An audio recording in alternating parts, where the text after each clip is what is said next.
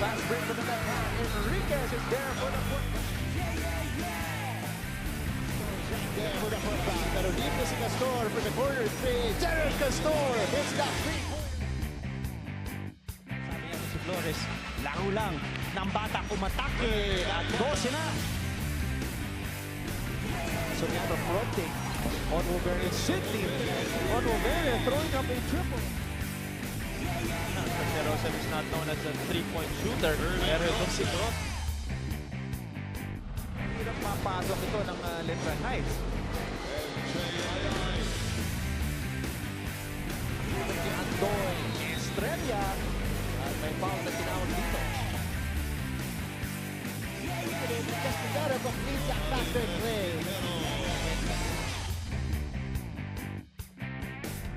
It down low to Ilagan. Ilagan for three. Ilagan is on fire. Long distance three. Ginamitan pa ng bantay. Lista mo na.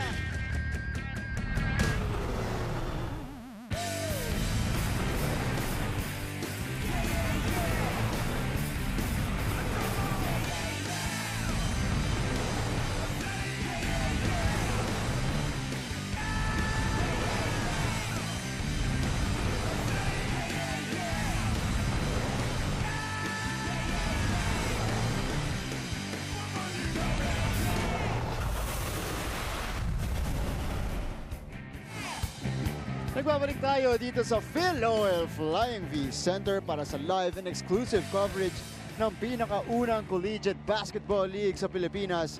Ito ang inyong NCAA Season 93 and today we are going to play the games that were postponed last Tuesday. Una dyan, it's gonna be the College of St. Benilde Blazers and the Arellano University Chiefs. Magandang tanghali po sa inyong lahat. Sa magandang biyernes rin, August 25, 2017. And here are our games for today. Again, first game, CSB Blazers and the Arellano Chiefs. Pangalawa dyan, pagkatapos niyan, it's gonna be the LPU Pirates and the Mapua University Cardinals. At ang ating ikatlong laro ngayong araw na ito, rounding up the triple header, the EAC Generals will battle the University of Perpetual Help Altas. Muli, magandang tanghali po sa inyong lahat. You guys are watching live on SNA HD, the Filipino channel, TFC.TV, and of course, live streaming at sports.abs-cbn.com. Ako po si Martin Javier, naglilingkod sa inyo ngayong hapon na ito. At kasama ko rin, excellent point guard, Mikey Reyes. Let's go, Mikey. Good afternoon sa iyo, Martin. Good afternoon sa lahat ng kapamilya natin. Very exciting ball game. Both teams looking for that somewhat elusive win here today. Exactly, Mikey. At ito nga, CSB and Arellano in their respective losing streaks. They want to get out of that and they want to end the first round on a good note talking about these two teams. Pero Mikey, puntahan muna natin yung team standings natin dahil may pagkakapareho itong kinalalagyan ng parehong kupunan na ito. Well, ang sabi nga natin, both teams struggling here in our first round of season 93. CSB Blazers and Arellano Chiefs both have 2 wins lang, 5 losses for Arellano, 6 for CSB. Of course, Arellano a Final Four finisher. Actually, finals pala last season. Medyo unfamiliar territory sila here in our season. Itong CSB and AU nga will need this game para medyo makatay dun sa Perpetual and EAC, and they don't want to be found na nasa ilalim kasama ng Mapua, especially to end our first round. Bagit mo yan, both teams want to end on a strong note dito sa ating first round. But let's go first to the side of the College of St. Benilde Blazers. Last game, they got blown out by the JRU Heavy Bombers, and that was, that was not really close. 81-53 is our final score. But the baby-faced sniper, that was a breakout game for him this season for Carlo Young. Kaya tignan natin kung makukuha niya yung momentum going into this game, Mikey. Of course, if there's any silver lining dun sa pagkatalo nila sa JRU, it was Carlo Young. Of course, knowing Carlo Young who can shoot from the outside, alam naman natin yung range ng batang ito, and he broke out dito sa season 93 with 14 points, 3 rebounds, a steal, and a block. Kaya lang, it took him 15 field goals and 11 from outside to make those 14 points. So if he can be consistent, a little bit more efficient, it'll be good for Coach T.Y. Tang and company, and we will see kung malalabas niya ulit ang shooting niya dito against Arellano. Let's see if Carlo Young can be more consistent and can duplicate that performance against the mighty Arellano Chiefs. But puntahan natin ngayon ang kupunan ni Coach Jerry Codinera. and the rest of the Arellano Chiefs. They lost their last game against the University of Perpetual Help Altas by 9 points. They were hounded by the defense of the Altas. At si Ken Salado, medyo up and down yung game niya dito. He only scored 4 points at the half, 10 points in the second half, but ultimately struggled against Perpetual. Well, of course, when you talk about the Arellano Chiefs, the first thing or the first name that comes to mind is the Master Chief, Kent Salado. And yun nga, sabi mo, up and down yung naging game niya against the Perpetual Altas, 14 points. It took him 14 shots to get those 14 points, 5 assists, but 6 turnovers ang medyo napasama sa nangyari sa kanya. Well, of course, being Kent Salado, you have to be aggressive. You have to give your chance. You have to give your team a chance to win, and the only way is to be aggressive. Kaya yung 6 turnovers niya, I know he can improve on that, pero he has to stay aggressive for Coach Jerry Codinera. Alam naman natin, gutom na gutom ang Master Chief para i-lead sa pagkakapanalo itong kanyang kupunan. Pero bago tayo magpatuloy at simulan ang ating laro, puntahan muna natin ang ikatlong miyembro ng ating broadcast team today. Nandyan si Sarah Carlos. Sarah?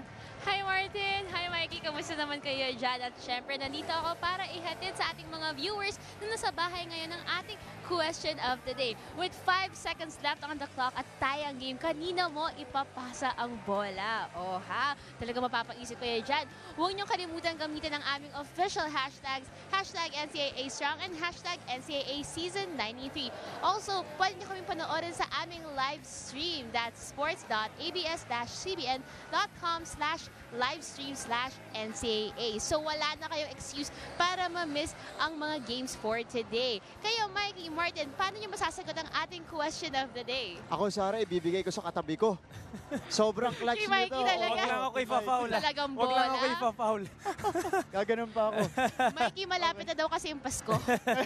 Ako, sa totoo lang, kay Coach T.Y. Tang ko ibibigay yung bola.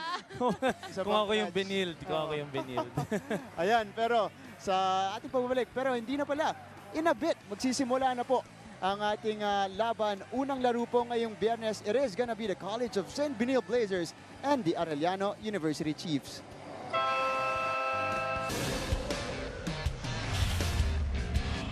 Jared Castor, point guard. JJ Domingo, shooting guard. Eric Pili, shooting guard. Edward Dixon, power forward. Clement Lucio, center. Marvin Taiwan, point guard. Archie Concepcion, shooting guard. Rael Meca, shooting guard. Allen Enriquez, forward. Guard Padilla, center.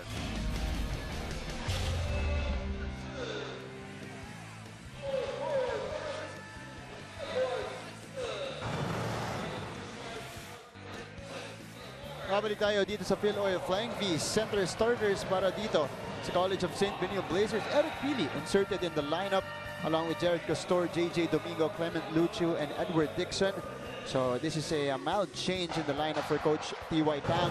Sa kabila naman, Marvin Taiwan starting at point guard, Concepcion at the two guard, Padilla, Enriquez, Rael Meca. A new look starting lineup para dito sa Arellano Chiefs. Mapansin natin, Mikey, Coach Jerry Codinera naghahanap talaga ng kanyang perfect combination to get them the wins dito sa season 93. With the struggles of Arellano here in season 93, kinakailangan nga na medyo manganap na ng ibang combination si Coach Jerry Codinera. As long as his players trust the system and trust his decisions, mapapaganda pa rin ito para sa Arellano. And the Master Chief, Ken Salado, not starting in this game. Papasok tayo sa first quarter, first game of beautiful Friday, August 25, 2017. Again, these are the games that we were supposed to play last Tuesday. Naurong po ngayon at pinagpapatuloy ang aksyon dito sa season 93. College of St. Benilde and Arellano Chiefs ready to battle it out and get out of the bottom of our team standings, or at the lower half of our team standings. At Mikey, medyo ganti yung scheme ni Coach Brihel Meneses because ang ginagawa niya doon sa JRU, nasa second unit niya si Tay Chodoro. So this could be a same scheme para dito kay Coach Jerry Codinera with Ken Salado coming off the bench. Well, of course, you want your first unit to be aggressive. And ito, nandito naman si Allen Enriquez to do that for your first team. And of course, coming off the bench, gusto mo ma-sustain yung energy and yung firepower. That's why maybe yun ang hinahanap ni Coach Jerry dito kay Ken Salado. And Enriquez scores right away. Here's JJ Domingo. Oh, napayungan ng depensa ng Arellano. Too deep there for JJ Domingo and nalunod siya doon against the bigs of Arellano. Here's Enriquez. Binigay sa labas. Taiwan against Castor. Taiwan losing the basketball and a turnover for Arellano. Of course, Taiwan starting over Ken Salado and of course, itong si De La Cruz din. Medyo big opportunity din ito para kay Taiwan. We know our score, Eric Pili to start to play. Coach Jenny Codinera on your screens right now. Of course, it's been known to be a winning program dito sa NCAA for at least the past 3 years. This is unfamiliar territory for them. A slow start in season 93. JJ Domingo slashes, but unable to make the layup. I have to commend the aggressiveness of JJ Domingo to start this ball in 2 drives right away, and sa pagkakataon, alus na niya. Kaya lang, everything but a shot for JJ. Si Arellano and scored his second basket. Mecca binigay kay Enriquez. Hesitation move with the left hand, no good. Kung sa kabila, nakakadalawang drive na si JJ. Dito naman sa Arellano, si Allen Enriquez, nakakadalawa na rin. So, agresibo itong dalawang manlalaro. Here's JJ again. Third try is in. JJ Domingo. Third time's a charm for JJ Domingo. At yun pa yung pinakamahirap na tira doon sa tatlong drive niya. Yun pa yung pumasok bahal sa kanya. Taiwan. Binigay kay Concepcion who drains the jumper. Coach Jerry Codinera was talking good stuff about Archie Concepcion sa start ng ating liga. Of course, di pa natin siya masyado nakikita dito sa season 93. Pero itong binibigyan na siya ng exposure. But itong si Edward Dixon do, Martin, ang talagang nagpapakita dito sa season 93. That counts in the foul for Edward Dixon. Puntahan muna natin si Sarah Carlos. Sarah? Halalan gumarong madami at call sila ang 4 na miyembro na umalis na from the Arellano Chiefs this year. Pero according kay Coach Jerry Codinera, ito nga ang dahilan kung bakit pressured ngayon ang Arellano Chiefs because they feel like they have to fill in the shoes of the players who left the team. Sabi nga niya, he felt like he lost 60 points nung umalis sila, and of course, you can't just replace that overnight. Kaya hanggang ngayon, may problema pa rin sila sa kanilang team chemistry. Back to you, Martin and Mike. Maraming salamat, Sarah. And speaking of chemistry, now really looking for the right combination. Itong si Coach Jerry Codinera. But so far, so good. Here at least in the start of this game. Domingo, hesitated to pass that ball. A steal for Arellano. Mecca na libre sa 3. Short. Castor with the rebound. Out that pass to Eric Pili on the other end. Nice pass there, nice forward pass there from Gerard Castor to Eric Pili for the easy deuce. So CSB takes the lead, 7-5. Enriquez, Castor again with a steal all the way for the basket. Defense turning into offense for St. Benilde here in our first quarter. Don't look now, they're up by 4. Yan naman ang hindi natin kine-question sa College of St. Benilde this year. They are more solid in terms of their team defense this season. Enriquez, dire-diretso. That's his own miss. Concepcion, lumapit. Another steal for CSB. Out that pass. Castor, 3-on-3.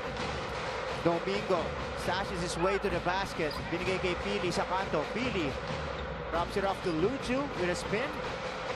And Taiwan steals the basketball. Here comes Arellano. Nice pass to the running Mega who scores on the other end. Nice pass for Arellano, starting point guard. Taiwan slowing down, reading the defense. At nakita niya doon sa kanyang kanan itong si Brian Mecca for the easy 2.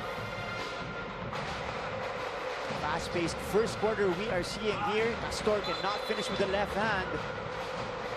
And a foul on Clement Luchu. Pushing off the Arellano defender. A timeout here for Arellano University Chiefs. Magbabalik ang NCAA on SNA. Magbabalik tayo sa Phil Oil Flying V Center. Vivo perfect shot, perfect selfie coming from Jared Castor. A steal and a breakaway layup for CSB. Jared Castor really active here in the first quarter. It's 2 points, 1 rebound, 1 assist, and 2 steals right away in less than 5 minutes of play. Of course, the veteran point guard for St. Benilde. A little bit of everything from Gerard Castor.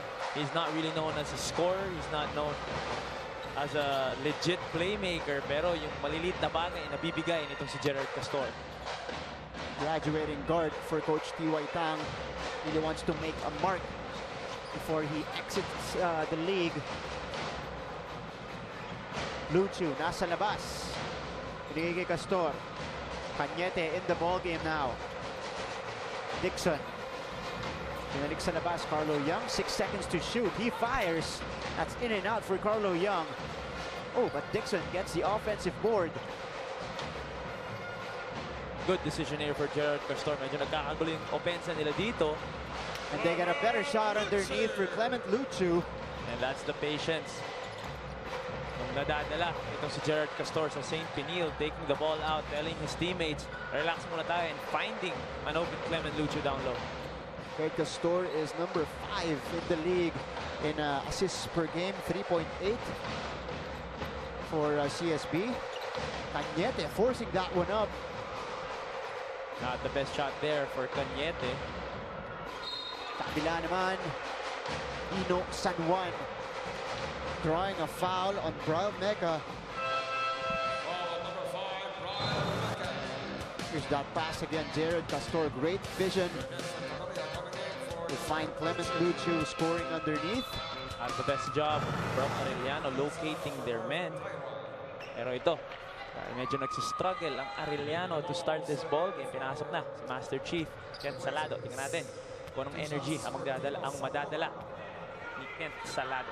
Pinasok si Salado, pinasok din sa kabila for defensive purposes itong si Unique Naboa, the rookie out of LSGH. Ito naman si Yankee Haruna, of course, out for the season. Oda Tampus. Oda Tampus. The OG Oda Tampus, of course, played for Lasal. Yes. And Letran, he played for Letran in high the school. Juniors division. Actually, nakakalabang ko pa yan dati. Iba yan. Ano ba magaling? Tipin mo naman. When we played Letran during my senior year in high school, Glenn Cobuntin was there. Oda Tampus was there. Roy Sumang was there. Wow. Kevin Alas. Loaded na loaded talaga yung Letran Squires noong 2008. Pero hindi nila kinaya din. Hindi namin lahat kinaya yung San Sebastian. Yung San Sebastian, no. Bosotros, Bringas, Orcoste. So, nahirapan talaga lahat. Yun yung na-sweep ng San Sebastian, yung buong liga to get that championship. Parang ilang taon naghari ang San Sebastian sa high school noon. Grabe yung program, yung mga na-produce na players ng San Sebastian. Even all the way from 2007, 2006. Paul Lee, Eric Salamat, Mark Bringas, RV Bringas. So, talaga madami. Rafi Reyes din. Rafi Reyes, yes. Dami talaga na-produce ang San Sebastian Staglets. Of course, if you guys are wondering, Mikey Reyes used to play for LaSalle Green Hills in high school. So, sanay na sanay ito sa NCAA basketball. And nanalo din kanina yung Green Hills. Ayun, so, I'm sure Unique Naboa is also proud of his former team. Action continues here in the Philadelphia Flying V Center, 13-9. Still in favor of CSB. An offensive foul against Santa Maria. Who also played for LaSalle Green Hills Santa Maria. Itong si Cañete, medyo nung first game, ang ganda nung pinakita. Kaya lang, since then, hindi na natin masyado. At ayun, naisahan niya si Santa Maria. Tinulak naman pala si Santa Maria.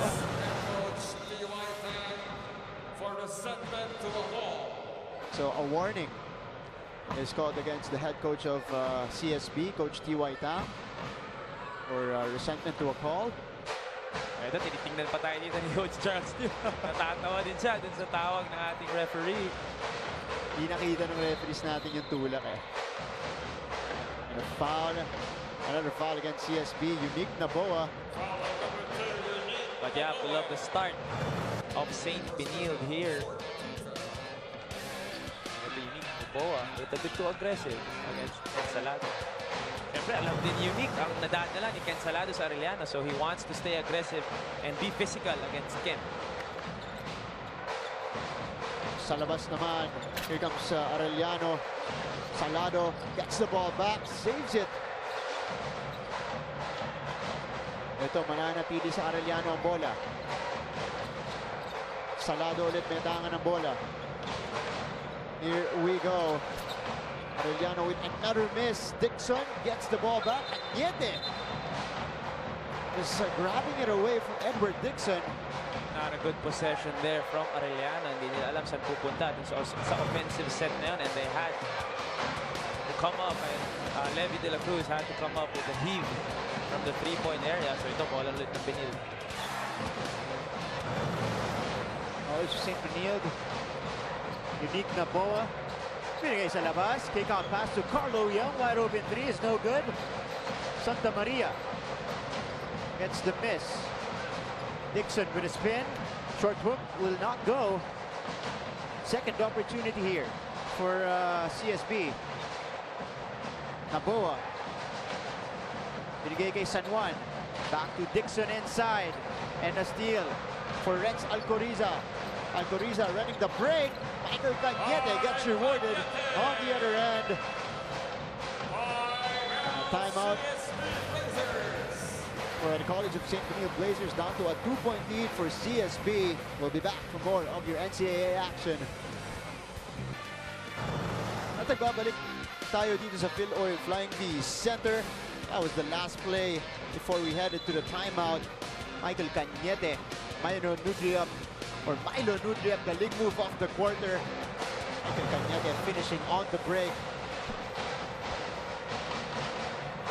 Cañete now with 4 points in the ballgame, 2 out of 2 from the field. Low scoring first quarter here for both teams. Ito na, press na rin ang Arellano. Naboa making that press. Carlo Young, wide open again, no good. Again, alam natin ang kayang ibigay ni Carlo Young is outside shooting. Kaya minsan talaga his efficiency is in question. 0-3 here to start our first quarter, our game. Levi de la Cruz fires from the outside. Flores offensive board. And a foul against CSB. That again. De la Cruz with a shot. Flores. That's a foul against Edward Dixon.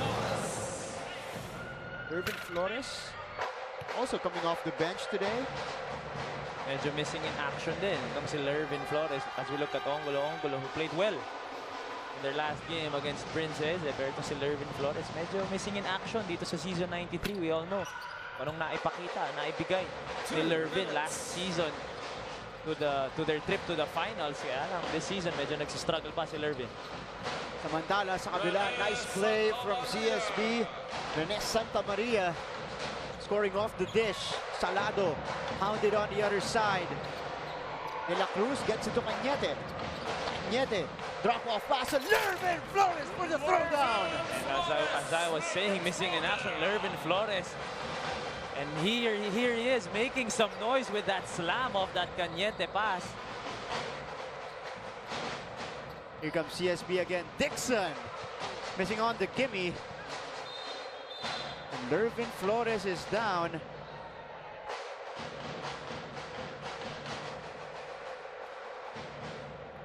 But he is helped up by his teammates. He's okay. Here's that move, Cañete, nice dish. No look pass to Lervin Flores. One-handed throwdown.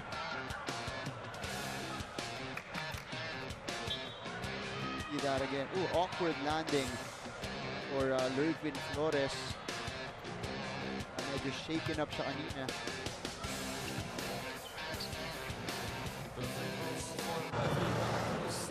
So Levi de la Cruz gets a trip to the free throw line here.